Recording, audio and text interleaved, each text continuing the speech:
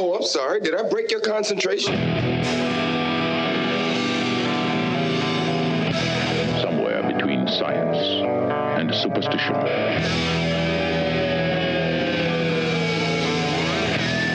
We have such sights to show you.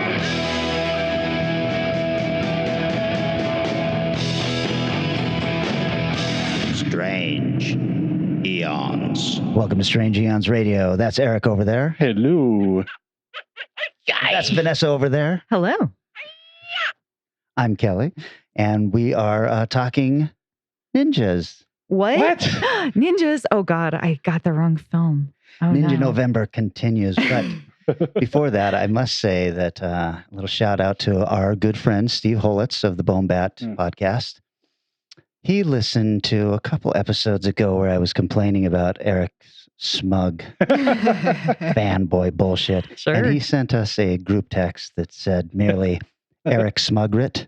Oh, my God. And I was like, that's going to fucking stick. Smugret. Wow. And it made me laugh so hard that I then had to go back and re-listen to me complaining about Eric and how smug Eric continued to be. And then imagine my disappointment, Vanessa, when you then turned to me and said, well, what did you think of the score? And I honestly said, I didn't really notice it. And you were like, really? I was like, oh my God, you guys, your blatant contempt for your fellow podcast host is so transparent to me and the audience. Look, to me, it's fine. I get it. You guys hate me, but the audience likes to think that we get along.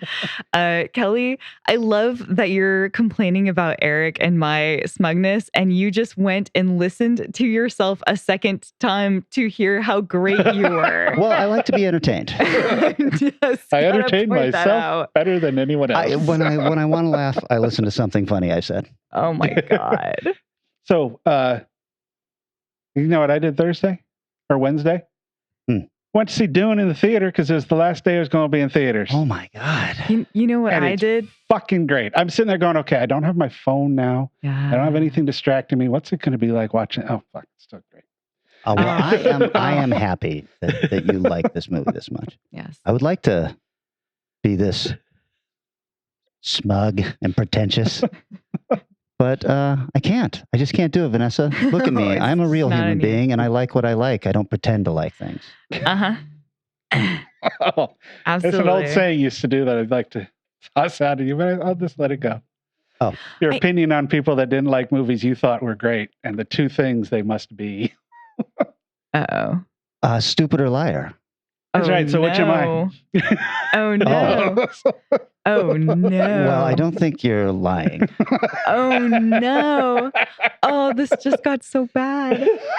By the way, Dune has like a 89% Rotten Tomatoes. So clearly, I am in the minority for not liking this film. Yeah, I think that there is something to be said about how you watch a movie too. Like watching it in your living room, I can't imagine, versus like watching it in a IMAX experience, which is what I had. So Sure.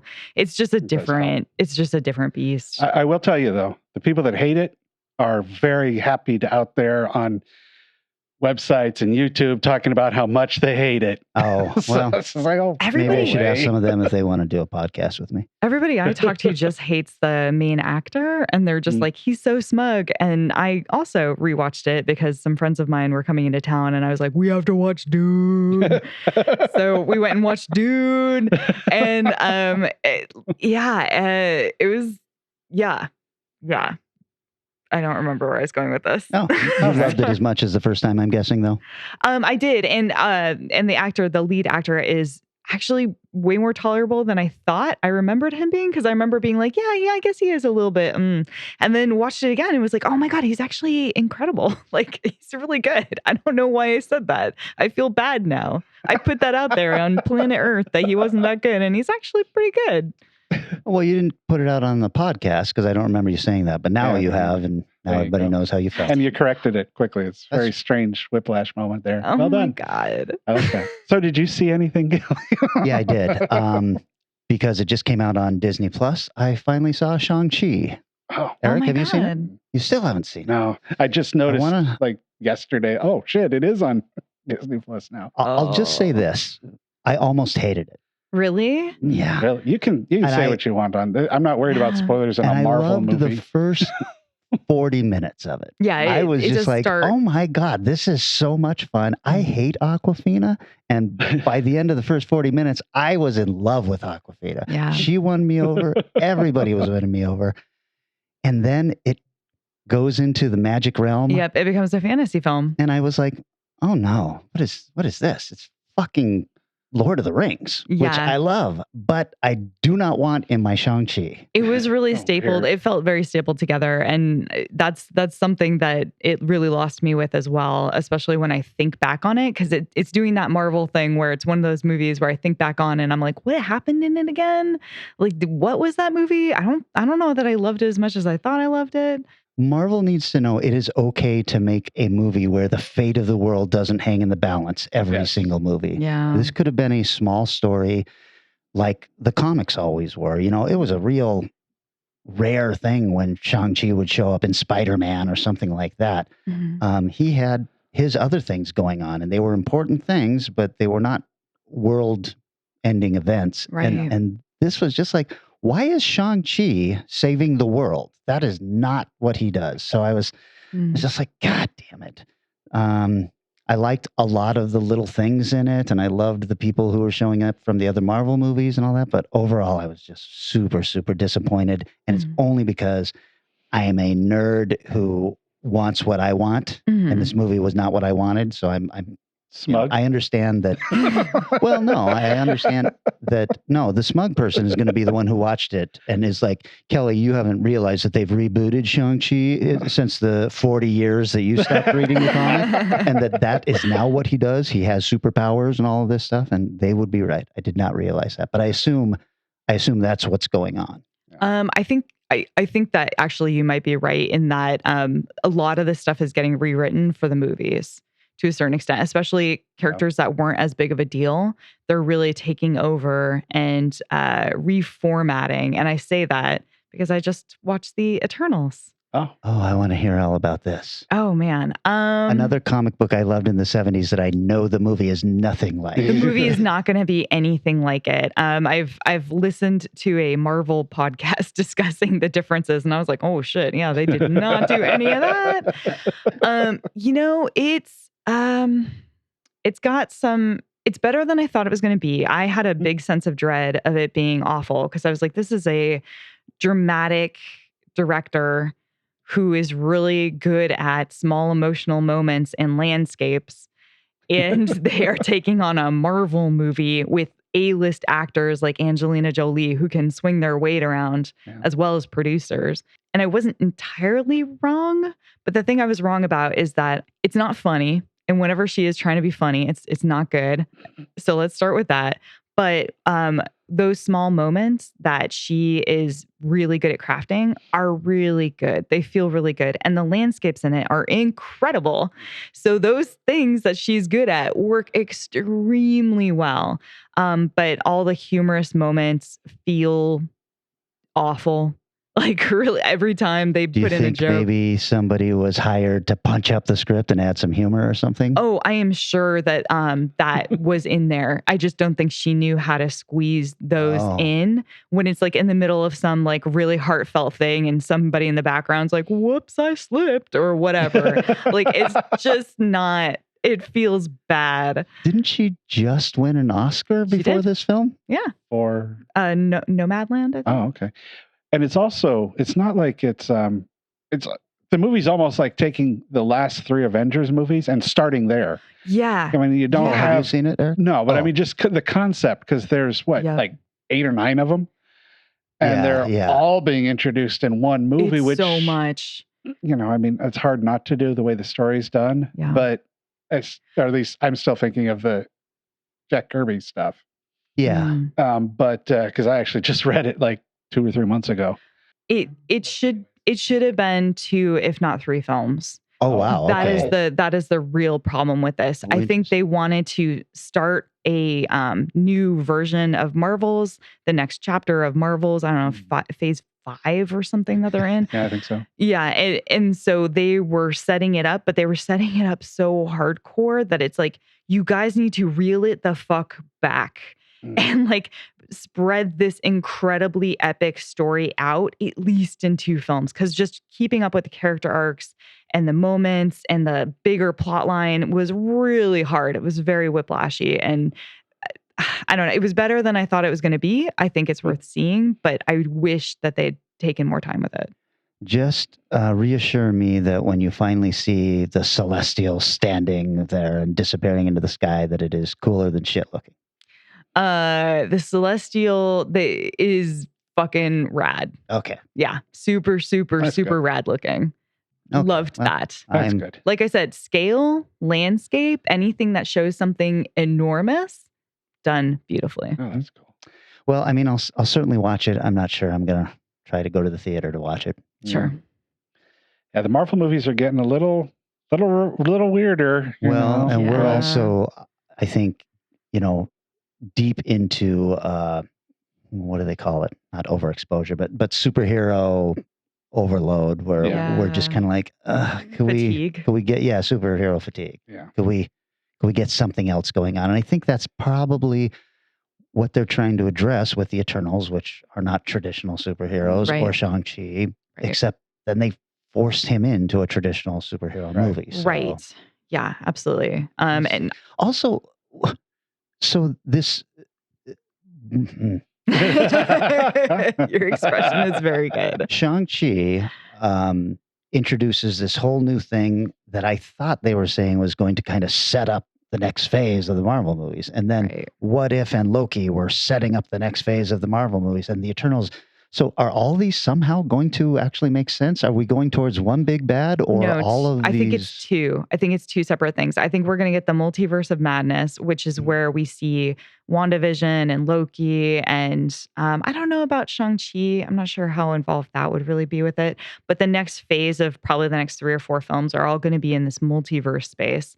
And I think the Eternals are setting up what happens after that. Oh, interesting. Okay. Oh, Yeah. jeez. I know. Holy crap. So, They're because playing the the long stuff game. they're Yeah. like introducing has nothing to do with the multiverse, and it is definitely going to introduce lots of new characters, lots of new places, lots of new setup, and lots of new threats that have nothing to do with the multiverse. So, Huh. Wow. I don't know if either of you watched that Disney Plus Disney Day 21, I or did Marvel not. 2021. No.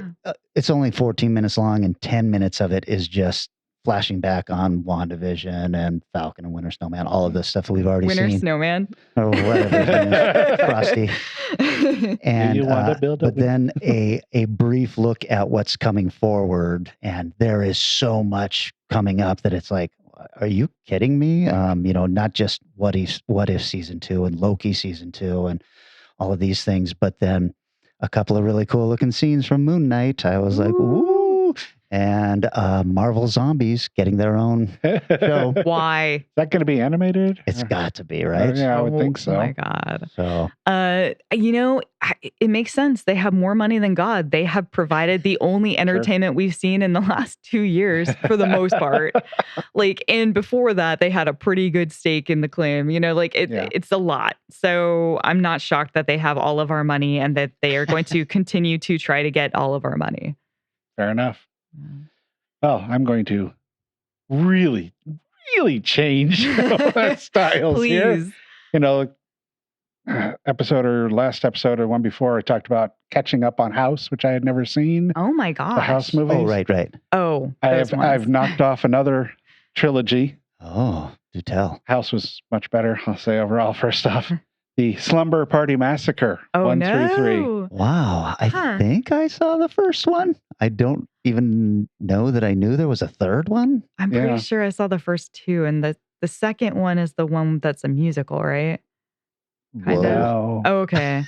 Never mind. There's another thing when I was looking up how it was. There's something also called Slumber Party or Slumber Massacre Party or something. I'm like, well, it's probably not canon, whatever you want to say. So, and I don't need to watch 4 or 5 of these. I'll just do these 3. They're distinctive because they're one of the very few horror slashers in the 80s directed by women. All Yeah. 3 are. Yeah. there was a recent remake, and I read a little bit about that. I'm going, yeah, I don't know if I'll see that or not.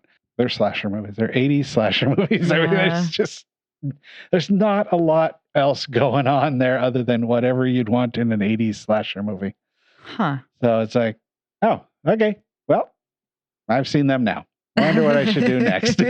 Yep. What weird. You're slowly classic- conquering all the movies on planet Earth. So Jeez. Are you thinking of, wasn't Sleepaway Camp 2 a musical or something it wasn't like that? Sleepaway Camp. It's something with, I want to say it has Slumber Party or Slumber something in it. And like there's like this weird dream world where she keeps like waking up and dreaming, and the killer from the first one keeps coming through, but now he's got like a guitar. Oh, that is Slumber Party yeah. Massacre 2? yes. Yeah. When you okay. said that, I'm thinking, dance numbers where they're, Well, not dance it's time numbers, for but us he's to- singing. as opposed to the women dancing in their underwear, which happens in every movie. I was figuring like they not dance to what's on the radio, but they'd be singing it and performing it. But yes, it does have one of the great dumb and awesome weapons in slasher movies with that guitar with the drill on the end. Yeah. Right. Oh, is he the driller killer? Is that the guy for Slumber Party Massacre? Yeah, the guy with the Okay. big weird giant drill in the first episode, or Yeah. when then the second one they put it into guitar, and the third one's just sort of a mess hodgepodge of shit. I might have to watch the second one now that I've heard this. Yeah. That part is sort of worth seeing. I mean, it's like bad 80s pop rock kind of songs. Mm. It's But fun. it's so weird. Oh, you mean the music that I like? Trick or Treat's got like all over this one, man. It's Okay. so much better musically than this. But who is the lead? The lead, somebody famous in the second one. I don't remember who she was, but not that famous. She went on to be the blonde. She was the blonde woman in the sitcom Wings. Oh. I don't think I ever That saw is that. a poll. Yeah, and a bunch of other stuff, but that's the main thing she did. When I looked, she looks really familiar. Oh, so I looked her up. Like, oh, Wings, okay. So yeah, if you're as a curiosity, Mhm. if you want a really good 80s female or really entertaining, Blood Diner is much more entertaining. Sure. Oh, yeah. Mhm. The second one is more fun because it does get stupider Mhm. with the music guy and stuff. It doesn't take But itself as the seriously. first one is it's a slasher film, plain and simple. But Low budget slasher. mhm. Yeah. You guys have Apple TV, right? Yeah. Yeah. I watched Finch this weekend. Oh, the Tom Hanks. The Tom film? Hanks movie. How was that? I loved it Really? enough that I exciting. watched it again. What? Oh, nice. The second time I was a little dusty. I might have choked up a little bit watching it. Oh. It was not at all what I thought it was going to be. It's post-apocalyptic. Mhm. It's basically just Tom Hanks. Huh? I mean, He's done it before. He's done it before. This time, instead of a volleyball, he has a robot that is helping him, and you're going to end up falling in love with this robot. Aw. So that one comes very highly recommended from me. Nice. Very Wow, cool. that sounds incredible. Well, I have one that's not highly recommended. So all y'all, during the pandemic, right before this pandemic thing happened, there were some movies that were advertised in theaters. Sure. And I have spent 2 years being excited for said movies, including things like Free Guy, which I love. Yeah. Another one though was a movie called Antlers, which Oh. I have been so excited about Me for too. so long. The trailer is so good. Yes. The movie is fucking garbage. Oh no. I'm sorry. Maybe okay, but this is the thing that kills me is on Facebook. A lot of our mutual acquaintances and friends have all been talking about how much they love it, and Yeah. I'm like, you are insane, people. Stupid or liar. Yeah, I'm not sure which because that's got to be the truth. No, it's the thing that is amazing about it and does hold up, but literally the only thing is the creature. Mm. The monster in this movie looks incredible. It's freaky, it's gooey, it's all the things you want it to be.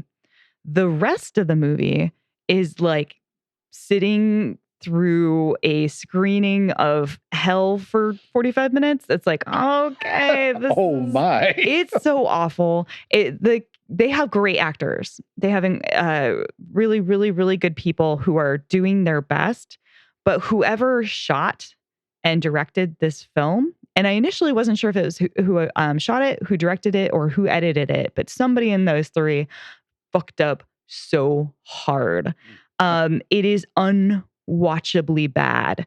It's weird shot sizes. Wow. It's sitting on people for no reason. The girl, it's kind of following a story of a girl and her brother, and her brother's like the chief of police.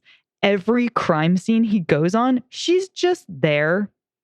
Always for no reason. You're like, you're a teacher. You shouldn't be here for literally no reason all the time. There's just logic bumps that happen. There's a scene with a shed that I'm not. Look, there's a thing that happens and you're like, oh my gosh, that happened. And then the literal exact same thing happens immediately after again. And you're like, wait, are you guys going to do it a third time? And they begin to set it up for a third time. And you're like, what is happening right now? You can't just do the same thing over and over and over again, you guys. You have to like, there were moments I didn't know where I was. I didn't know who was there and why they were there. That movie was just fucking awful. So I went to IMDb because I wanted to know who I was furious at, because I knew I was furious. And I went through the credits and I was like, maybe it's a fresh editor, who there's no way they only shot this much material and he got stuck making this movie. No, the editor is like super famous. Who's done tons of very well-known films. It is squarely between the director and the DP, who are lesser knowns. They had no clue what the fuck they were doing. And they lucked out and got stars and a script that people were getting behind, and they botched it. It's bad. It's bad, guys. Don't do it. Eric, use that super smug, annoying voice of yours and tell her how she just doesn't understand how this movie is supposed to be. Well, I haven't seen it, so I don't know. Sorry. Nice try, but I ain't got that. I'm sure that our friends who are listening to this right now, we have probably just lost like several followers because of my anger and how much they definitely love this movie and think I'm wrong. But I'm telling you, it is a bad movie. It is an unwatchably bad movie. I was like, so just sitting there getting more and more frustrated. It was probably about 10 minutes in that I realized it was going to be awful. Mm-hmm. Anyway. But other than that, you have no real feelings on it. Creature looks great. Wow. Well, I watched one we've been talking about, looking forward to, and overall delivered. The Spine of Night. Oh yeah, I watched that too. Yeah. Did you like it? Because I know you're a bigger rotoscope fan than I am. I think you are. I think that I'm more a fan of movies that have used that and not necessarily the process, because I feel like it's almost got a little of the uncanny valley effect on me. Yeah. But I liked it. I had a chance to talk to Philip Gillot last weekend, the director, and because I was on the Lovecraft Easing podcast with him. Right. And I said to him, would it have killed you to hire Sammy Hagar to sing a song called Spine of Night for the opening credits? And that was my problem with it. It reminded me so much of heavy metal that it needed some rock music throughout it or something like that to kind of, because it's a pretty bleak story. Yeah, it is. And The biggest problem I have with at least this is just a visual problem. The Bashki, when he used rotoscoping, he really kind of dirtied up the people. Yeah. Everybody in this looks so clean and perfect. There's no like shading really added to them. There's no grit or grime added to anybody who's, especially people that are running around naked the entire time, rolling through swamps and running through trees. Like, wow, I think that would have helped the movie a lot, because it's just so. They sit on the amazing backgrounds, some gorgeous backgrounds, and they sit on that background like a color form. What if I told you, because the animator was there also? Oh, yeah. Okay. The animator. What if I told you that one guy did Oh this my God. over 9 years in his little apartment. Oh my God. I'd say he did brilliant work on the backgrounds. Absolutely stunning. And another month and a half just putting a wash over the people would have made it a lot more believable. But Yes. it's not a bad. That was not time wasted. He did not put out a piece of crap. No. And I'm sure that there were other animators involved, but this was the guy who came up with the idea that this is what he wanted to do because he had been working in advertising or I guess on commercials and stuff. And he was like, I want to do an animated feature film.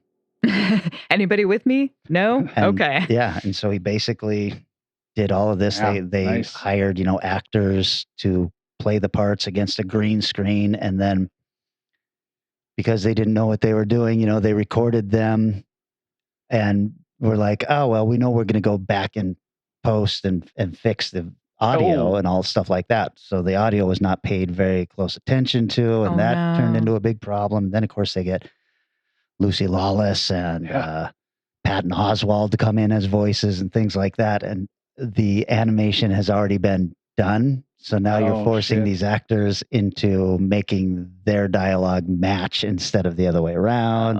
Man. But I will say this, I think it's super, super ambitious and I enjoyed it, especially for just the ridiculous level of graphic gore in a cartoon. Yeah, and the story's good. It's interesting. It's didn't feel like a retread, which a lot of fantasy films do. Yeah. As much as I love them, there's a lot of regurgitated, reused stuff in fantasy films, and this one had some nice original takes on it. The only thing was occasionally kept going in a dungeon for a while, or just it really could have used some Journey or Black Sabbath. That's all I'm saying. That would have helped too. That would have been fun, but it's pretty good. I think it's rental right now. Yeah, just rental. Totally worth the money to rent. That's no problem there. Well, cool. Should we take a break, guys? And then when we come back, we're talking ninjas.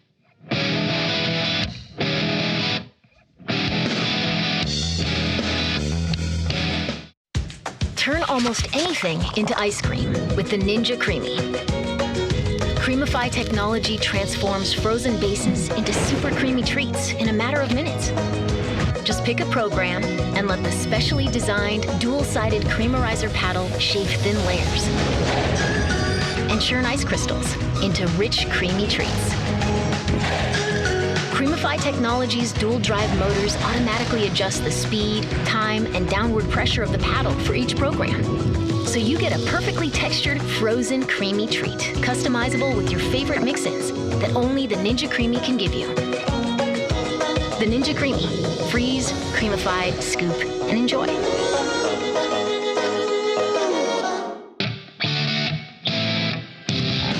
We have returned. Short and sweet. Eric, this was your pick this week. What did you choose? Well, Please enlighten us. What have you chosen for us this week? Well, let me see what I have. It's a new old one. Oh, but what's our topic I meant? Oh, what are we talking about? It's November. Ends. Ninjas. Ninja November continues. That's right. This is Ninja November Volume 3. I got to tell you, Volume 3 and 4, which I have no knowledge of yet, have definitely improved the films of 1 and 2. Good. Yeah. This film is 1984's 2021's New York Ninja. Abductions of young women are still being reported. Another woman with mysterious radiation burns has been discovered. We're gonna have a baby. Oh my God. I can't believe that John's wife was murdered. You have to try and pull yourself together. This city owes me Well, what's that? justice. Why won't anyone do anything? We are strong on crime, and together we have the power. This is a big city. We're doing what we can.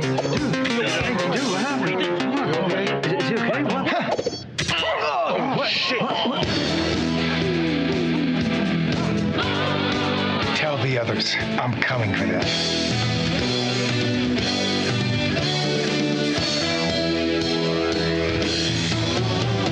I need you to help me. I would, but I want them dead. Crime has remained at an all-time low thanks to ninja fever. We're going live with this. These men murdered her because of what she saw. It's linked to these abductions. There's something weighing us down.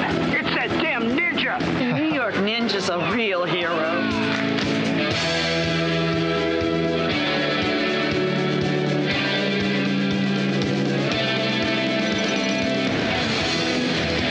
You'll have to explain that date to me. I definitely will. The Rotten Tomatoes on this is this is new enough, and that there are no fan. Oh, There's 11 critics reviews, and it's at 100%. oh wow. Incredible. This is, I just have to say, for those of you playing along at home, this is the second Ninja film that has shown up 100% in Ninja November. Oh my gosh. Good point. Originally, okay, this is going to be impossible to talk about if I save all the trivia for the end. So, New York Ninja.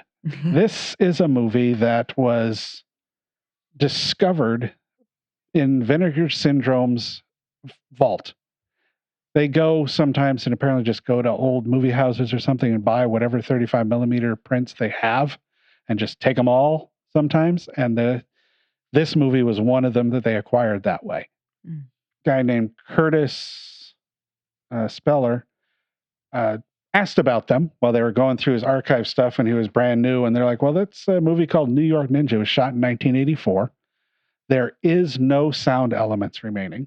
It's just the 35 millimeter reels. And there's no they're labeled, but there's no organization. We don't know what the organization is. We don't have like a spec script or something. Oh my God, this sounds So like it's a just nightmare. like random reels, like So what he did, I'll go into a little more detail after I talk about the movie, but basically what he did is they got all the reels into their editing system, started looking at it, figuring out what it could be, and created a movie out of this footage. Okay. Movie was originally directed by Jean Liao, who was known for Dragon Blood, Made in China, and he did a lot of martial arts films. yeah. And also the guy who recreated the film, Curtis Speller, who's known for Sheepskin and The Devil's Well. But he is a film director and editor. Starring Michael Berryman, just the voice. So you might know him from The Hills Have Eyes, Weird Science, One Flew Over the Cuckoo's Nest. Darius Churchman, who also does a voice. He's known for Wingmen and Fruit of Love. Wayne Grayson. You might know Wayne Grayson. You know his voice. Several Teenage Mutant Ninja Turtle projects as Michelangelo. Nice. And he also does many voices for Pokemon and Yu-Gi-Oh! He's got like 187 credits, and they're almost all shows that he's got multiple credits on. So I don't know how many things he's actually worked on. Wait a second. Are you telling me that they hired actors to put words to the images? How could they tell without a script what everybody was saying? He went in and he dubbed what he could. He found out what he could. What the fuck? I gotta see this. Oh, it's fascinating. Ginger Lynn. I won't name too many of her movies. Oh no, I'm a big fan. Linnea Quigley, Cynthia Rothrock, and John Liu himself was dubbed by Don the Dragon Wilson. Oh, nice. A lot of the people they got to do the voices were people that they've worked with before with Vinegar Syndrome. They've released their movies and stuff, so they had nice ins to get them on board. And he introduced Curtis introduces the film on the Blu-ray, giving you an idea of what's going on. Also enjoyed a comment that you would appreciate, that he's liked that it was 1984 New York, and New York was still kind of a pit. Makes for a better ninja movie, I guess. Music is a great combo because they had to recreate the music too. So it's a great combo of 70s martial arts movies and 80s cheese pop music. It's really fun. A few minutes in, I'm going, wow, this is awful and fantastic. And to give you an idea, the opening scene is a side-by-side, like Bert and Ernie talking to each other of two people on a street, a man and woman. And John's talking to his girlfriend, and he's like, hi, I love you. And I was, oh, shall we meet tonight? And he walks away and turns back, by the way, I love you. And she says, I'm pregnant. And then he does, and you can tell that if the Curtis rewriting it he did some lip reading kind of stuff. I was going to ask. Okay. Yeah, there are definite lines that are straight from the original actors. So that was done, and he didn't feel too bad about doing a ninja movie with voices being off for the lips, because if you've ever watched, Sure. if we've ever watched a ninja film, exactly.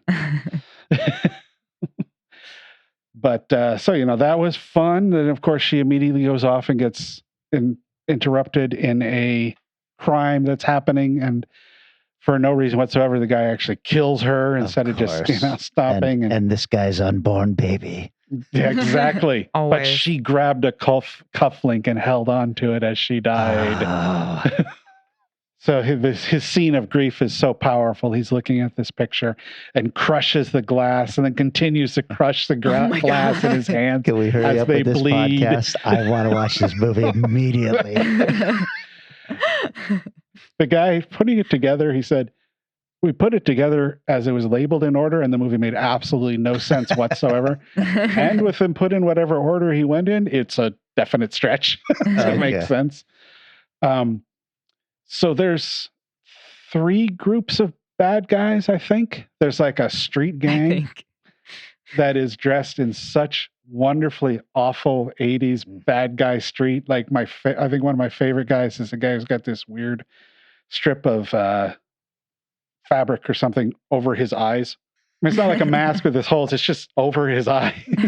And other guys that look like, I'm going to wear this so nobody sees me in this movie.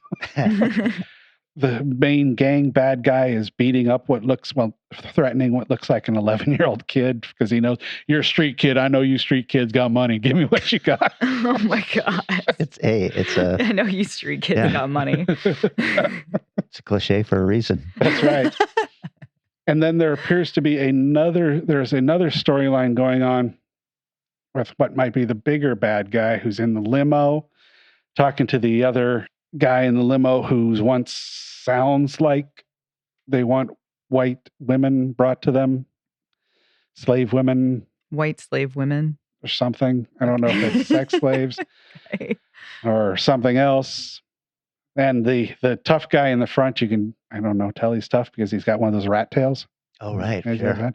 And when he gets frustrated, he takes the rat tail and chews on it. Oh my God, no. Oh. And the final bad guy is the plutonium killer, I believe he's called, where it cuts to a scene of some guy holding a canister of, it's like a trauma thing, canister of something radioactive, and it starts to affect him, and he starts to get all peely, and occasionally peels his face off, and not great effects. And he's like a serial killer going around killing people. Oh my God. There's nothing going on in this film at all. It's like, wait, and these all link up somehow? No, they don't. Okay. All right. I just wanted to be clear. The link would be that the New York Ninja comes after all of them, I think, is probably about it. I was going to say, just New York City in the what, 70s? Like, there you go. That's the link. That's what it was like, people. Plutonium dudes and street gangs. So there's various groups of gangs, like I was talking. I'm not sure if they're all one gang or if they're separate gangs, because they look, it's not like the Warriors where they all definitely match, right? And it's not like they look different enough. It just doesn't. It's like, yeah, I guess that's a street gang. And John has to take matters into his own hands because, of course, the cops aren't helping him find who killed his wife. So he goes out and takes on 4 bad guys with throwing stars, and they never even see him. Then he takes on another group of gangs on roller skates. Oh my God. Yes. This movie's awesome. Is he on roller skates or they are on roller skates? Ninja on roller skates. Oh my God. Except for the one scene where he has to flip, where you see him, he's skating into the scene and he stops, he's wearing regular shoes, jumps over something. Next scene, he skates out. Are they like black roller skates? No, they you know that, I believe they were that kind of off brown tan one used to go. You go to roller skating rink and rent them with the orange wheels. Yep. So I wouldn't be surprised if they went into a roller rink, rented the skates, and just walked out for a bit. Yes. We'll be back in a couple hours. The gang car, badassery of wood paneled station wagon. Oh. Yeah. And there seems to be, there's a lot of times he's doing shit and somebody's videotaping it. So I keep expecting to shoot to, hey, this ninja guy is fighting a battle for the regular citizens in New York, but it never really goes there. Even though the other main characters are two reporters. Oh. Seems like a missed opportunity. Yes. And at one point in the movie, they pass a marquee for Ninja 3, The Domination. Darn right they do. I mean, if you're going to drop a little something. Oh, and then he's friends with the reporter. She doesn't know he's the New York Ninja. John's friends with her, though. Right. And so he ends up traveling with them for some reason. There are not deep connections from scene to scene of why things happen. And, they drive by and just happen to see a couple people getting attacked by a gang. So he pulls the Clark Kent thing and I'm going to go get some water or something, and gets out. And then the press notices, and then so brilliant. then he like shows back up in a ninja costume and nobody can tell it's the same That's guy. right. Yep. Oh, right. God, I love this. Then there's the strange scene, which I'm assuming is connected to the guy in the limo that's trying to buy women, where there's a whole bunch of women tied up in lingerie and steam tunnel kind of looking thing with some guy walking around just kind of being an asshole to him. Jesus. That's right. And but when the press see him fight next, he has New York Ninja Shuriken throwing stars. They're actually labeled New York Ninja. Oh, another great badass guy's outfit is swimming goggles, neon green swim goggles. Oh, I like it. Nothing says I'm here to fuck shit up like neon greens. And wood paneled station wagon. Right. Nothing really makes that shiver go down the spine quite like. Yes. And in case you don't think the gang guys on the street are bad enough, it goes back to the kid again with the gang actually starting to beat the shit out of the kid. I'm like, Jesus, guys. But they're inspired by the New York Ninja. So, you get a brief moment of a little gang of kid ninjas, sort of. The gang members do eventually meet the big bad guy. Stuff doesn't go well for anybody. There's the movie. Does it have any kind of, does it feel like it has a wrap up ending or does it? Okay. Yeah. All right. They did find the right reel to finish it. Yep. They do wrap up each individual thing and they really don't connect. I guess the bad guys do meet the gang members. At one point, the guy who's the radiation killer shows up in relation to the guy who was in the limo. I'm not sure who is who. So, maybe watching it again, I could decipher the. Oh man, this is a Vinegar Syndrome that I think would be so fun to pick up. It's really nice. It's got a nice little booklet in it talking about the story. And there's a second disc that I haven't had a chance to watch anything loaded with the stuff. And because I got this like 2 days before we're recording them. Gotta watch it. Like I said, he took the stuff, organized everything.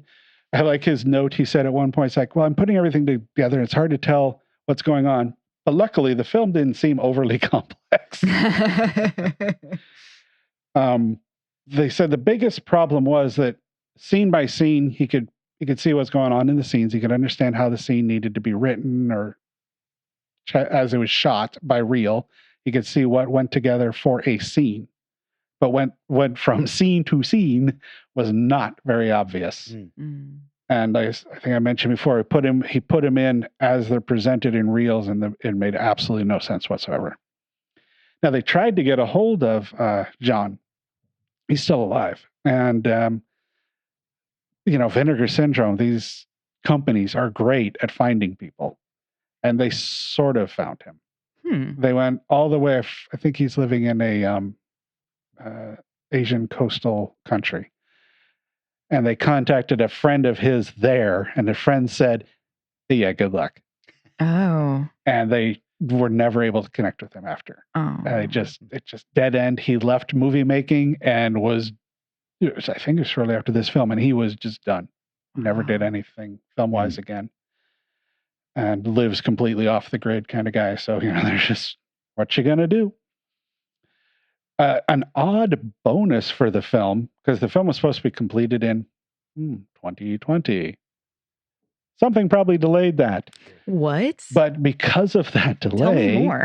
They were because they were originally going to fly people to New York or LA to get in the studios, record the audio.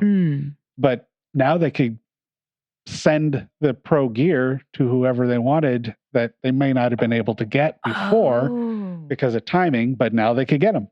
So they got a few of the voices, like I think Don was one of them, and that they weren't sure they're going to be able to get, but because of COVID, they were able to just send them the gear and, hey, have fun. And it sounds good. The audio recording, they did a great job. One of the reviews I did come away with, if Canon Films and Troma Entertainment had a baby, it would be New York Ninja. That's pretty accurate.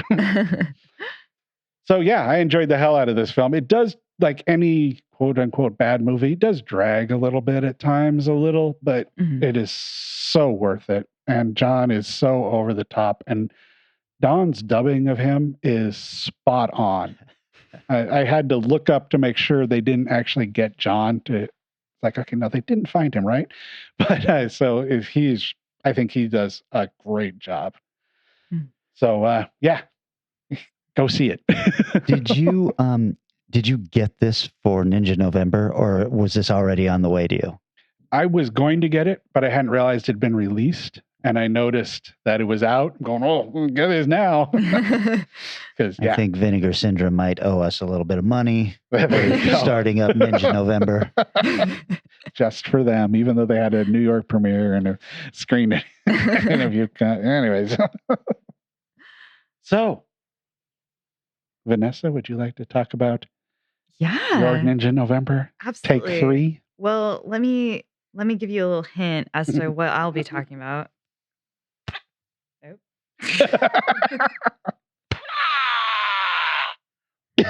What the hell?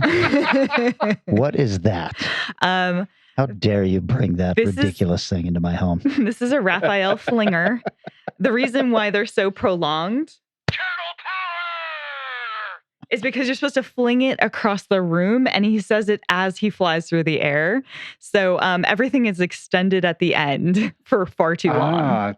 I've never seen a sound thing where you pull the hand to make the sound. This is a pretty amazing looking toy. I did get this back when Toys R Us still existed, and I picked this little guy up and I flung him, and I was like, I don't know how these things work. And he went over several aisles and I had to go and scoop him up and be like, did anyone see that? Oh my God, I'm a grown ass woman. And then he came home with me. So I love it. That's great. Yes. Plus I had to get Raphael because he's my least favorite and he was the only one I could bear to fling. Oh, poor Raph. But yes, that is all to say that the movie that I chose was Teenage Mutant Ninja Turtles 3. 16th century Japan. Brave men ride into battle, fighting an evil emperor. With their only hope, a golden scepter that can open the gates of time itself. Now, in their darkest hour, come 4 brave fighters from another time, another place, another species. You were expecting maybe the Addams Family? They're back, and they're back in time. Hey, dudes, check it out! We're in Shogun! Once before, Team Humans defeated my ancestors. Now they've come back for me. Talk about your quantum leap! My cannons can destroy these monsters, my lord. Uh-oh, this doesn't bode well.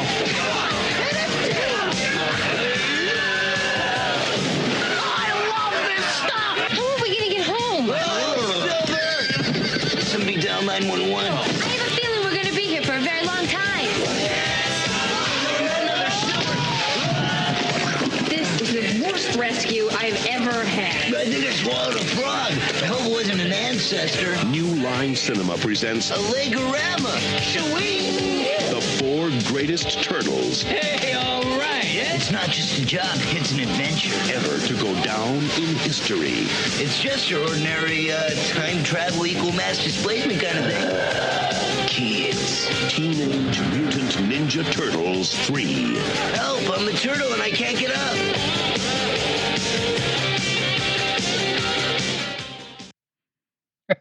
What, you skipped Vanilla Ice? Look, we all love Vanilla Ice, but there are only so many Ninja November days, and I wanted to make the most of them. It's true. He's a goddamn national treasure.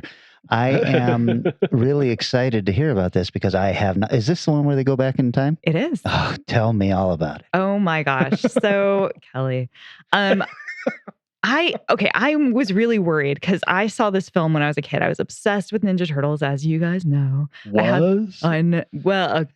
Okay. On my 6th birthday, I got the 4 original packaged Turtles action figures, and that was like my favorite toys until I could not play with toys anymore. So I loved all of them, all of the films, anything I could get my hands on. And Ninja Turtles 3, I had a T-shirt for and still do. And I was shocked to hear as I got older how many people thought it was garbage and said it was awful. And so I have not watched it again since I had it on VHS. And I was really, really concerned. So let's find out whether or not that was warranted. This movie came out in 1993. It has a Rotten Tomato percentage rating of 22% critics and 34% audience. Mm-hmm. A little love of audience. The budget was $21 million and the box office was 54.4. So it didn't do too shabby. Yeah. Writer director, dude did both. He was a genius. Stuart Gillard. You would know him as a producer for programs like Charmed, Beauty and the Beast TV series, and 90210. He also directed 55 projects, including 8 episodes of Charmed. He's worked on Jane the Virgin, the newer Beauty and the Beast, also 20 episodes of 90210, and just lots of TV stuff like TV movies. Writer of 15 things, most notably the Sonny and Cher show, in which he wrote 33 episodes. So that is a long ass career, man. Yeah, I think he's just got bored and he's like, you know what? I think I'm done writing. I'm going to swap over to directing. All right, I've done enough directing. I'm going to do some producing. He's just dabbled all over the place. And of course, this is based on the comic by Eastman and Laird. It is starring. So last time I went through a Ninja Turtles movie, I did like all of the actors who played Ninja Turtles and the voice people. I'm only going to do the voice people this time. Just know that there were people inside those suits and bless them. But it is starring, is it Elias Cotes? Am I saying that right? I've never understood how to say Elias or Elias. Yeah. Eli as I don't know. I like him. Eli, handsome motherfucker. He is awesome. He plays Casey Jones and Wit. He's been in 90 things, including 106 episodes of Chicago PD, along with Chicago Med and Chicago Fire. I have talked about this man before. Paige Turner as April O'Neil, I have not talked about before because, as we discussed previously, the first April O'Neil did not make it past the first movie. Oh, that's right. Yeah. This person's real name is Paige Turner. Well, I can't say it's her real name. It's the name of which she is credited. Either her parents are evil or she's a little too clever, I guess. I never once thought about that until you said that right now. She's been in 46 things. She was most notably to us probably, she played in the 100 as Dr. Abigail Griffin. She was in 85 episodes of that. She was in something called The Agency. She was in some 18 episodes of Party of Five, some All My Children. But most importantly, she was April in Teenage Mutant Ninja Turtles 2, which was her second acting role after Building Light, a soap opera. Stuart Wilson is the guy who plays a dude named Walker, aka Ruffles. He's a white dude in feudal Japan. He's been in 89 things. He's a pretty well-known British actor. He's been in Hot Fuzz, Mask of Zorro, Lethal Weapon 3, and lots of UK TV. Sab Shimona as Lord Noringnaga. Jesus, I'm sorry. He's been in 122 things, including Southland Tales and Waterworld. Vivian Wu as Mitsu, the hot feudal Japanese lady. She's been in 83 things. I have seen The Pillow Book. It was upsetting. She's also been in Last Emperor and one episode of Station 19. Lots of Chinese television. She is not Japanese, but she is Japanese in this movie. James Murray as Splinter. By the way, this gentleman, he's been in 65 things, lots of VO, lots of puppet work, Barbarian the Troll, Muppets, Little Mermaid live performances, Muppets Most Wanted. He was in Muppets Holiday Spectacular with Lady Gaga. So this guy knows his stuff. His little picture popped up. I was like, oh God, Splinter, who's this going to be? Dude's hot. Dude is an old, hot, foxy man. I was like, all right, sir, you are not what I expected. Well done. Aiden Hanze as Kenshin, who is like the prince in this. There's quite a few. It's quite an ensemble cast, I will say. He's been in 42 things, and on his IMDb, I had not heard of any of them, but it does say he does not just play samurai in many projects, but has a family background of a line of samurai warriors in his past. Oh. So there you go. Robbie Rest, these are the amazing voices of the TMNT. Robbie Rest does Michelangelo. He's been in 156 things, including Mikey in the first and second Nick TV series. He also played in Sharknado as Robbie the bus driver. Brian Tochi as Leo. He has been in 99 things, including in TMNT 1 and 2, as well as playing in Avatar: The Last Airbender and many other very well-loved animated series. Tim Heller as Raphael. He's been in 71 things. He did not do TMNT 1 and 2, but was in Star Trek Next Generation and All Good Things. So that was plenty for me. He's done a lot of walk-on TV roles. And last but not least, by any stretch of the imagination, Corey Feldman as Donatello. He's been 133 things, including Lost Boys, Goonies, Stand By Me, Bad News Bears, and TMNT 1, but not 2. We might come back around that later. The story, which I could not for the life of me remember. I was not sure what was going to happen in this other than they go back in time. And I still have the action figures for this. So I know that there's like a lantern that they hold because I had a few of them that I would be like trying to shove in their hands.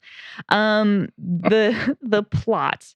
April is going on vacation. She visits the turtles, drops by their sewer abode with some antiques and gifts to keep them busy while she is gone. Now, remember, people, this is a kid's movie. There's not a lot that is going to make sense or be very logical. So, yes, she does bring them antiques. She did have her parents in an antique store in the first one, so maybe it all ties back together. I don't know. Michelangelo gets a lamp. He puts it on his head. It's very funny. One of those items is a scepter that she found for Splinter, which, when she holds, it awakens and zaps her into ancient Japan. Meanwhile, in ancient Japan, Lord Norinaga is fighting with his son, who has run away. He's in love with a village rebel woman. He's angry with his father for using heinous war tactics, and he's making a deal with some white traitor guy who promises to deliver guns. So this is a super unjust war. And of course, April and Kenshin, this son, prince guy, swap places. And all of a sudden, there is a feudal Japanese man in the sewer lair with a bunch of turtles. He sees Splinter. Splinter says like "Ohio gozaimasu" or something, and he passes out. So typical reaction. Faint when see turtles. Now the turtles must go back to rescue her. They call up Casey and ask him to sit there and hold down the fort for comic relief. Donatello predicts when they go back, 4 people will come back and change places with them. And he is not wrong. As soon as they go, 4 honor guard warriors appear in their undies. Very hilarious. And the turtles are back in time, all on horses, riding through the middle of an intense battle. Kenshin is super pissed that the honor guard guys are who appeared because he hates them and he hates his dad and all that jazz. But Splinter brokers some peace. Now the turtles have 60 hours to find April and the scepter and return. They immediately lose Mikey and the scepter, shockingly. Michelangelo gets on a horse that goes hog wild and runs him into the woods somewhere. Scepter is knocked out of his hands into the woods somewhere. He is found by some rebels, of course. Along the way, they make enemies with the white man who's selling the guns, who they love to call things like Zorro and Phantom of the Opera and all those fun zingers. There are a lot of hijinks, people, a lot. There's a lot of action and craziness and zaniness that happens. Lord Nurian Naga thinks that they are ancient demons who apparently are actually ancient demons in Japanese culture that do look like turtles. He believes they've come back to curse his family and finish him off. Eventually, they do find April and they must figure out how to get themselves and the scepter back home if they want to go home after all. The Kappa, I think, is the turtle demon. Yes, that is it. Well, I will say, having watched this movie, now I know I just gave it a very silly, not enthusiastic rundown, but it was actually a surprisingly fun film. I was expecting it to be pure garbage based off of what literally everyone has said since I turned 9 upwards. But it's actually really good. I mean, not really, really good, but it's like Ninja Turtles. It's on par with any of the other ones. I'll say this sounds like a very ambitious storyline for a low budget sequel. And it's funny too, because, well, there's a lot of reasons why they did what they did. This wasn't meant to be the 3rd film. It was more likely meant to be a 4th film, which I'll get into here in a bit. This was supposed to cap something off, but they thought it was going to be garbage and did not put much money into it. They didn't expect anyone to go see it, so I'm happy they made their money back. Yeah. But they did not have any high hopes for it. It comes across. I think it's really well written. Now, I don't mean as in the script is actually good. I mean, there's a lot in there and it's very true to the Turtles universe. There is constant stuff being said all the time. Like every time the turtles walk off together, they are still going back and forth about something. Half the time they're just saying nonsense to fill the air. But a lot of times you're just like, wow, how long was the script? Because this is insane how much dialogue they have crammed in here. It's definitely fun. Great. I think it's a pretty good kids movie. There's a couple of really lovely scenes. There's one that I remembered watching when I was a kid where Casey has the 4 honor guardsmen and he's teaching them about American culture and he's trying to prevent them from going out up into the out of the sewers and scaring people and getting lost. And so he gets them to watch hockey on TV and then starts teaching them about hockey. And so he sets them up and he's like, okay, now we're going to play it down here. Now that you guys have seen it on TV, let's see what you got. And they immediately start punching each other. I mean, it's a low level of humor, but it's sweet. It's a really sweet film. I think that the set design in their lair looks great. There are a lot of pop references. I don't love the pop references as I've gotten older. There's like a Simpsons dough in there. There's a Wayne's World inappropriate swing moment. Really upsetting, by the way. April cuts off a bunch of her ancient feudal Japanese dress wear. She like cuts off the bottom and it looks like a mini skirt. And she's like, what? I'm on vacation. And they're like, whoa. And then they do the swing thing and it's really, really upsetting as an adult. Also make Terminator 2 reference. I mean, there's so many in here. It's really hard to pay attention to the plot. I was trying extremely hard because there's just an insane constant amount of fighting and zingers. And I'm like, wait, who are we fighting now? Where are we? Are we like happy with these people or not happy with these people? What's going on? The thing I don't like, their new turtle costumes are pretty gross looking because their faces, they look really cartoony and like teethy. They have like giant teeth. And it's really gross to look at all the time. Every time their lips move, it's just giant fucking like chiclet teeth that you're staring at. So that I didn't love.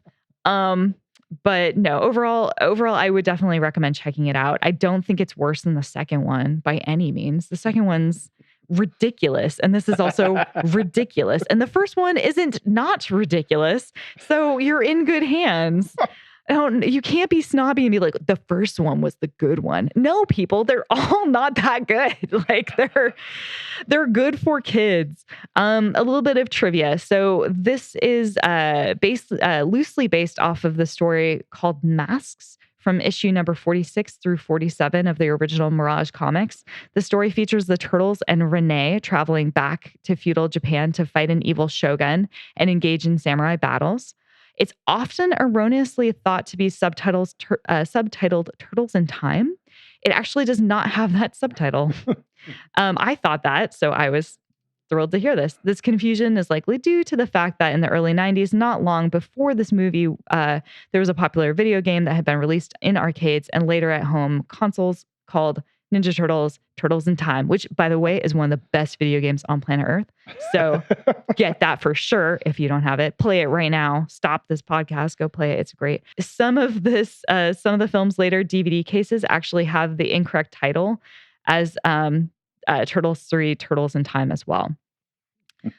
Starting in this film, All Effects Company took over and worked on the animatronic effects for the Turtles in Splinter costumes. So Jim Henson's Creature Workshop no longer worked on this. Mark Queso, the performer inside of the Leonardo costume, is the only cast member to return from Ninja Turtles 2: Secret of the Ooze.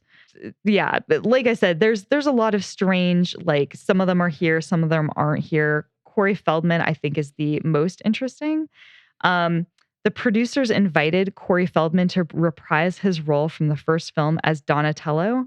The filmmakers told Corey they felt bad about not casting him in Turtles 2. However, when Corey asked for more money than the $1,500 he was paid for Turtles 1, Corey was told, yeah, but you were in rehab. Corey was denied the raise and again got paid only $1,500. Wow. Rough. So this film was originally going to be followed by a fourth installment in the franchise, which was TMNT: The Next Mutation.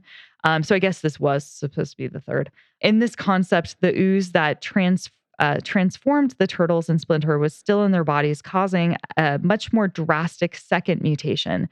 Another plan that was discussed was to add a fifth turtle named Kirby, named after the comic artist Jack Kirby. However, the project got stuck in development and plans for a fourth theatrical live-action movie fell apart. The concept of having the turtles mutate into creatures did see the light of day in the New Mutation Saga in 1987 cartoon. Later, the live-action Next Mutation installment moved to TV in a live-action series produced by Saban called Ninja Turtles: The Next Mutation in 1997. But yeah, the series delivered on the promise of a fifth turtle, but changed it to a female turtle named Venus de Milo, which I don't love, but that's okay. Named after a painting. I mean, it's instead of an artist. I guess so. It's a weird choice, but I don't know. I haven't actually, you know what? I haven't read the Venus sections of the comics, so I shouldn't be too harsh. Have either of you? No. Okay. All right.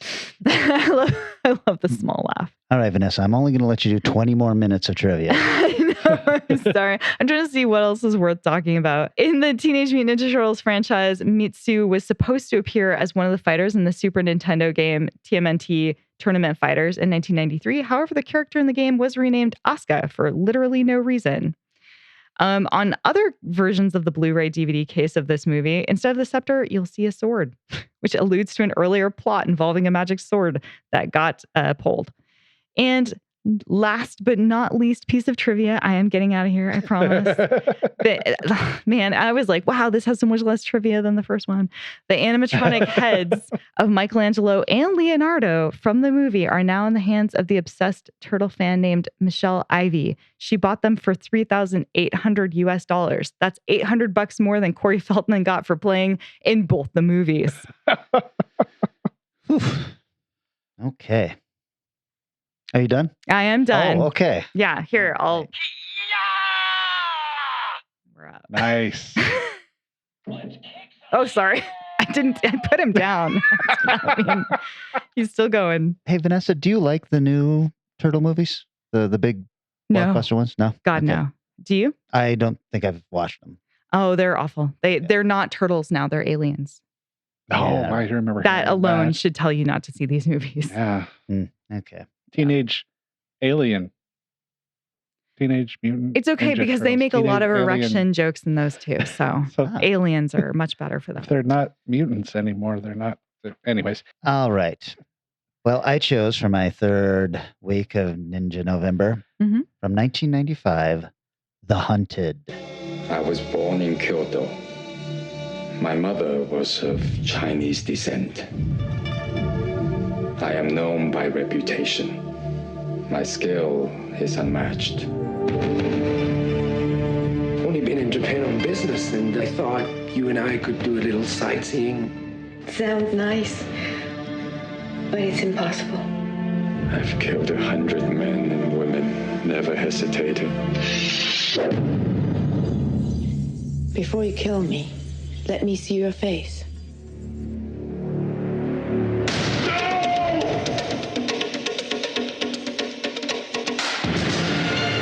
Oh, you're half dead. Then you're the only witness to a murder. Foreigners alive. Bring me his head.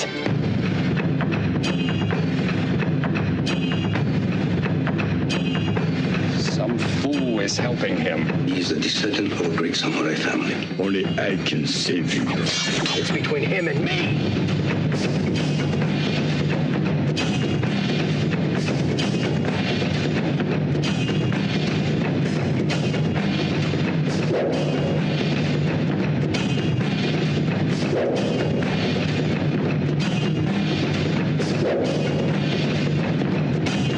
I will kill him tonight. I'm tired of running away. This had a budget of $20 million and a box office of just under 7. Ooh. Rotten Tomatoes critics give it 8%. The audience gives it 53%. It was written and directed by J.F. Lawton, who wrote Pretty Woman, Under Siege, and he directed episodes of VIP and one of Vanessa's favorite movies, Cannibal Women in the Avocado Jungle of Death. I do love avocados. Maybe that's why I thought that. Have you guys seen or even heard of this movie? I've heard of this movie, but I've not seen it. It stars Christopher Lambert, who is from Greystoke, The Legend of Tarzan, Fortress, and of course plays Connor McLeod in all of the Highlander movies. It also stars John Lone, who is from Year of the Dragon, The Last Emperor, The Shadow. You would know this guy, very famous Chinese actor, very handsome.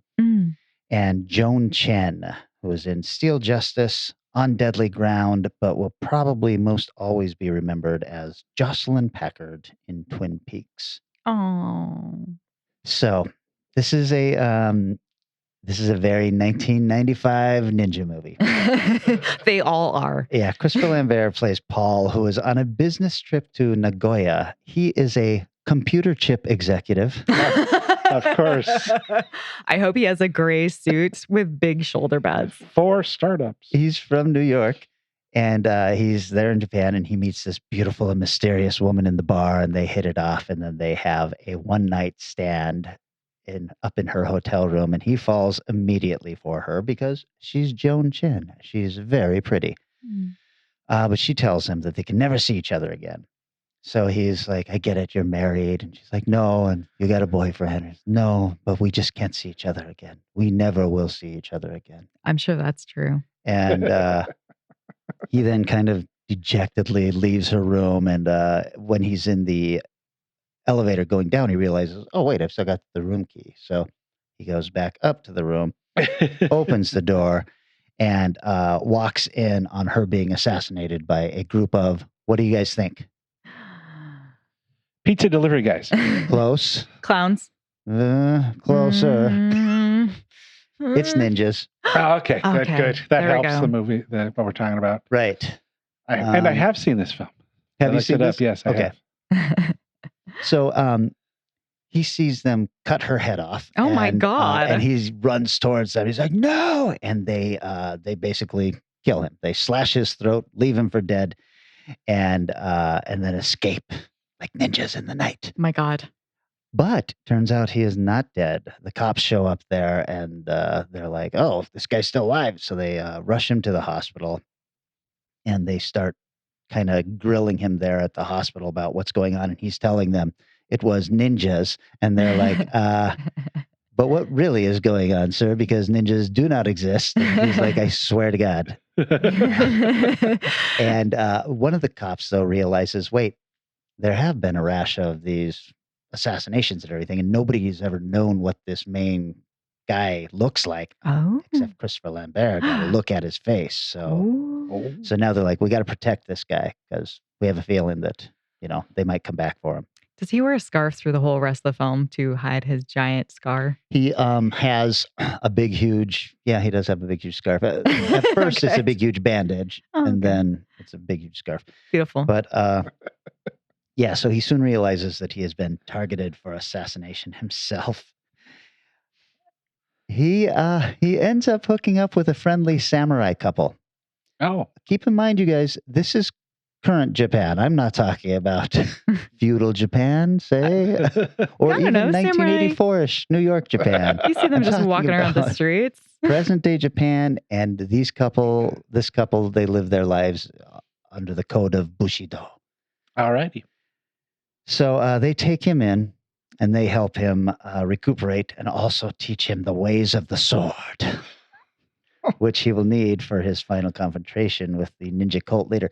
Also, doesn't hurt that he has done a lot of sword training for all of the Highlander movies before this. Oh, sure. He takes it up pretty quickly. You guys, this movie is ridiculous. And quite honestly, it feels like it was written by a 12-year-old. It is. Oh, just like mine. It is so stupid. We find out that the samurai couple are part of a centuries-old feud between the ninja clan and the samurai clan. So there's that going on. There are a couple of pretty good action set pieces that I was like, oh, this is cool. So when Lambert is in the hospital after his initial throat slashing, he's got a cop in his room as, the guard, and then there's a couple of cops outside. And he's telling the cop about, he's worried about this, what about the ninjas that are after me? And the guy's like, there's no such thing as ninjas. And then just then, an arrow flies through the window and kills the cop. And with his dying breath, no lie, he says, I could be wrong. That sounds about right. Lambert grabs his gun and the ninjas are like swarming all over the hospital and the cops are getting killed and everything. And he only kind of accidentally escapes. And it's a pretty good scene. There's a little girl, there's a taxi cab, and all of this stuff. And he ends up kind of hiding in one of those pachinko palaces or whatever they are, where it's just those, hundreds of those games going on, all this light and sound and all this shit. And then, of course, some bullets are flying and the games start exploding. So lots of steel balls rolling all over the place. There's also a really, really cool fight scene on a moving train where there are just tons of ninjas, and he now has the samurai couple protecting him. So he's basically backing his way through all of these train cars, and the ninjas are, killing people left and right, cops and all that stuff. And then they get to the samurai couple, and then it is fucking on, because these guys are just as good as the ninjas and all of that shit. There you go. There's some bullshit about how they realize, the samurai couple isn't really trying to help him. The samurai couple have been trying to kill this ninja leader forever, so they're using him as bait and all that stuff. It actually kind of muddies the story, but what are you going to do? It's 8% on Rotten Tomatoes, you guys. I actually liked this movie quite a bit. I have a real soft spot for Christopher Lambert and his bizarre fucking accent. Yeah. His weird eyes. And his machine gun laugh and all of that stuff. I don't know. I was just the right age for him. He was a little man crush. I do have a little bit of trivia here. Some exterior is shot in Japan, but the majority of the film was shot in Vancouver, BC. Shocking. It's 1995. Exactly. Extras were called in for a bunch of the big scenes, and they were paid $10 an hour. However, if they were given a speaking part, thus technically becoming an actor, their pay jumped up to $1,000 a day. Ooh. Wow. Which is a nice little jump if you're just showing up as an extra. No shit. I could see where some people today might take offense at the fact that Hong Kong native John Lone is playing a Japanese character in this. Sure. But if you take offense at that, I would also say then that Christopher Lambert should not be playing a New York guy. Oh, because he's French? He's French. It's just like, why couldn't he just be a French person in Japan? In New York? Or in Japan? Yes. Yeah, that makes it even weirder. Yeah, the movie is just full of this kind of bullshit. That's really all I've got on this, except for a couple of sweet taglines, you guys. Oh, yeah. Ooh. He's trapped in a world where killing is an art and revenge is an obsession. Trapped in a world. Always good. How about this? The hunted. One night of passion. Centuries of hate. The battle has begun. Oh my God. That rarely makes any sense. No, makes zero sense. I don't know. I've burned through this, but that's because I thought it was actually fairly decent and fun. I don't think it's New York Ninja levels of fun, but I can't say that with any authority, having not seen it until 5 minutes from now. But I don't know. There was some real charm with this film. It's really bad, and I feel like the writer, who is J.F. Lawton, I feel like he maybe wrote this in high school, and he'd just been dying. You know, he's like, oh, what do you got after Pretty Woman? I've got something called The Hunted. What else? What else have you got? He goes, oh, got Under Siege, I guess. Yes, we'll take that one. You know, finally they give him The Hunted, and this is just like, I'm not going to change a goddamn word from when I was 12. It was perfect then. It's perfect now. Under Siege is Seagal's best film. It's a good movie. Take that for what it's worth. Well, geez, you guys, only 1 week left in Ninja November. Whose choice is it? I think it's yours, Vanessa. Oh, Nope. It shouldn't be, because I've got the one after this. Oh, yes, then it is my choice. I wonder what I shall choose. Railroads. No. Actually, you're contractually obligated to pick ninjas. I know. I'm going to go ahead and go with ninjas. Oh, okay. Good choice. Thanks. Yeah, I know we haven't really addressed that much. So, but let's give it another swing and see if we get any more hitters. I've got one in mind already. Go Ninja. Go Ninja. Go. That means that this is the part where I say thanks to everybody who's liking, sharing posts, who's sharing when the episodes come out, who's just reaching out and talking to us about episodes. We got a nice little group text from Gwen Callahan. Oh, yeah. And she was talking about a movie and gave us an idea for a possible episode. Mm-hmm. Gwen was supposed to have her own podcast by now. And where is that? Yeah, not happening at all. But I will say this, Gwen, I'll give you this one for free. It should come out every Wednesday, and the podcast should be called Wednesday. Oh, my God. Oh, Jesus. That's actually pretty exciting. It is pretty exciting, and I'm looking forward to it. Now, every time I see her, I'm going to think of that. I'm going to be Wednesday. Speaking of exciting, might some people be able to see us live and in person here in a few weeks? Boy, in just a couple of short weeks. Yeah, we somehow we were Shockingly. given Yeah, It just a chance fell for a out of the live sky. show at Emerald City Comic Con. So that's going to be very cool. And Vanessa, what are we going to be talking about?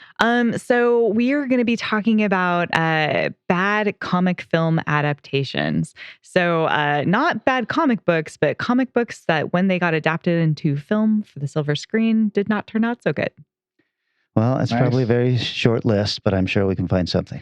I know. I was thinking, gosh, man, I really pinned us in a corner with that one. But yeah. And so if you're going to be at Emerald City Comic Con, we will be there on Friday. I don't know the room number, but we'll be there from, I believe, 6:30 or 6:45. I think you said 6:45 Yeah, to 7:45. Yeah. You'll be able to see our lovely faces. I got to say hats off to you, Vanessa, for scoring us this gig. Yeah. Because Vanessa just reached out to us and said, hey, would you guys want to do a panel at Emerald City? And I was like, would they want us to do a panel? Why would they want us? And then the next thing we heard was, we're doing a panel. Yep. Well, I really like not paying to go to the conventions I love to be at. And so sometimes you'll see a little thing that pops up that's like, apply to be on a panel. And ours, I actually applied for a few and ours was the only one that got it. So there's something about us that they were really excited for. Me too. Nice. Yeah, I'm so excited. For those of you who don't know, Emerald City Comic Con is more of a pop convention. It's not really comics very much anymore, but it is huge. It's one of the largest conventions in the Northwest, and it can be a lot of fun. Yeah. Yeah. A lot of cool stuff to see and buy. It's good to know what you want to do before you go. Yes. It's one of those things. I have stopped going there because I think the numbers got up to somewhere like 70,000 last time. And I was like, that's a lot of fucking people. Yeah. I typically go on Thursday and I just go when the least number of people are going to be there. Yeah. And then I hit up all the comic area and go nowhere else. I just go to like Artist Alley and the comic book people. And I'm like, here, sign my copy. Very That's cool. it. Yeah. Well, if you see us there, please say hi. I'm sure that Eric will be bringing a couple of coins down. Sure will. And we'll be talking about, comic book movies that went bad. Before then, though, we're going to be talking about ninjas. Oh, yes. Next week. Yep. And I think that's it for this episode, right, guys? You're as excited as we are about another ninja episode. I can't wait. Yeah. I feel like we should record it right after this one. Cowabunga.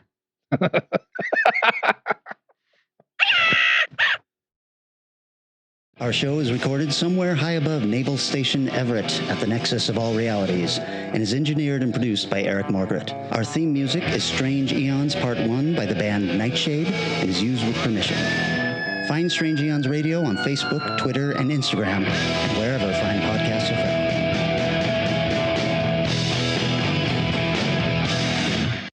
I do love avocados.